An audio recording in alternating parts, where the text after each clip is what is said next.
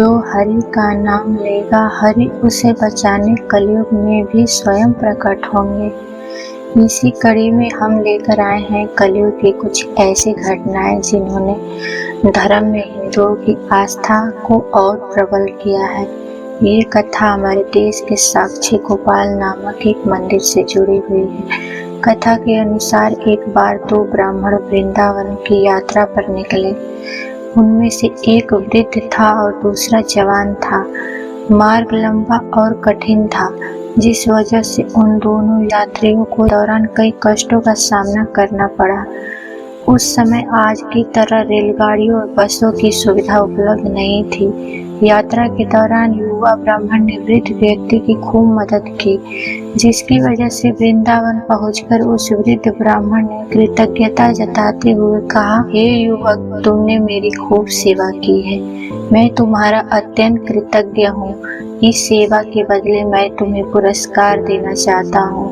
पर उस युवा ब्राह्मण ने पुरस्कार लेने से मना कर दिया, जिसके बाद वृद्ध व्यक्ति हठ करने लगा। फिर उस वृद्ध व्यक्ति ने अपनी जवान पुत्री का विवाह उस ब्राह्मण युवक से करने का वचन दिया।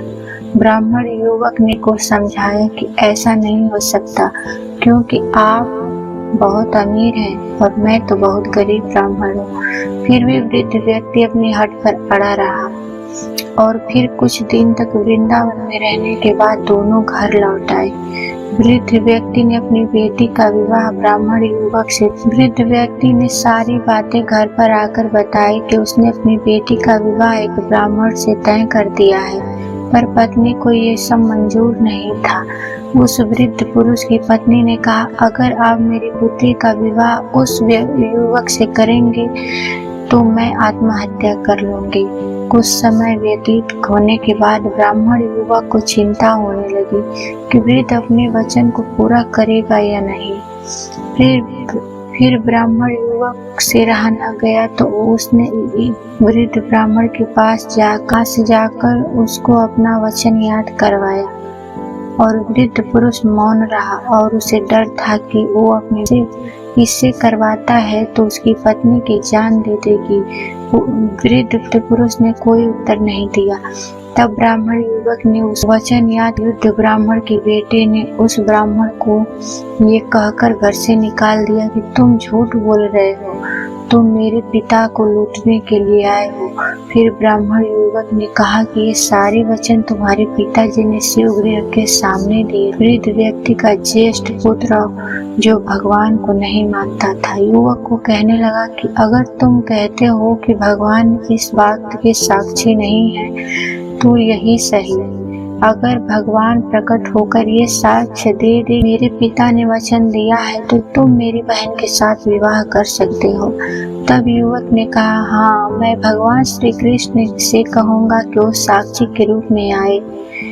उसे भगवान श्री कृष्ण पर पूरा विश्वास था। भगवान श्री कृष्ण उसके लिए वृंदावन से जरूर आएंगे। श्री कृष्ण जी ने भक्त के लिए स्वयं गवाही दी। फिर अचानक वृंदावन की मूर्ति से आवाज सुनाई दी कि मैं तुम्हारे साथ कैसे चल सकता हूँ, मैं तो मात्र एक मूर्ति हूँ। तब उस युवक ने कहा कि जब मूर्ति बात कर सकती है तो साथ भी चल सकती है। तब भगवान श्री कृष्ण ने युवक के समक्ष एक शर्त रख दी कि तुम मुझे किसी भी दिशा में ले जाना, मगर तुम पीछे पलट कर नहीं देखोगे। तुम सिर्फ मेरे नूपुरों की ध्वनि से ये जान सकोगे कि मैं तुम्हारे पीछे आ रहा हूँ। युवक ने उनकी बात मान ली और वृंदावन चल पड़े। जिस नगर से जाना था वहां पहुंचने के बाद युवक को नूपुरों की ध्वनि आनी बंद हो गई। युवक ने धैर्य न धरकर पीछे मुड़कर देख लिया। मूर्ति वहीं स्थिर खड़ी रह गई थी।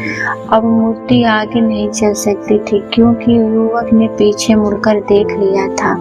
वो युवक दौड़कर नगर पहुंचा, सब लोगों को इकट्ठा करके बोलने लगा कि देखो, भगवान श्री कृष्ण साक्षी रूप में आए हैं। लोग स्तब्ध थे कि इतनी बड़ी मूर्ति इतनी दूरी से चलकर कैसे आई। फिर भगवान श्री कृष्ण की मूर्ति ने सबके सामने ब्राह्मण युवक की गवाही दी।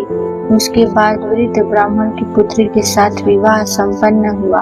विवाह के बाद उस युवक ब्राह्मण ने श्री विग्रह के सम्मान से उस स्थल पर एक मंदिर बनवा दिया और आज भी लोग इस मंदिर में साक्षात श्री गोपाल की पूजा करते। दोस्तों, कहानी अच्छी लगी तो लाइक सब्सक्राइब जरूर करें।